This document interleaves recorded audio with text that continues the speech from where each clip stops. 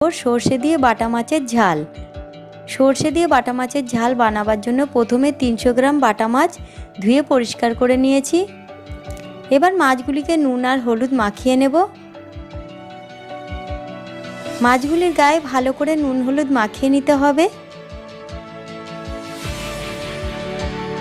মাছগুলির গায়ে নুন হলুদ মাখানো হয়ে গিয়েছে। এবার মাছগুলিকে ভাজার জন্য একটি ফ্রাই প্যান নিয়ে নেব।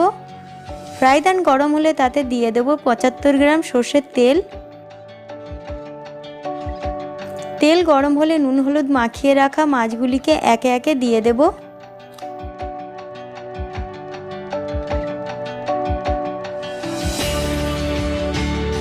মাছগুলিকে মিডিয়াম ফ্লেমে ভালো করে ভেজে নিতে হবে। মাছগুলির এক পিঠ ভাজা হয়ে এলে উল্টে অপর পিঠটিকেও ভেজে নিতে হবে।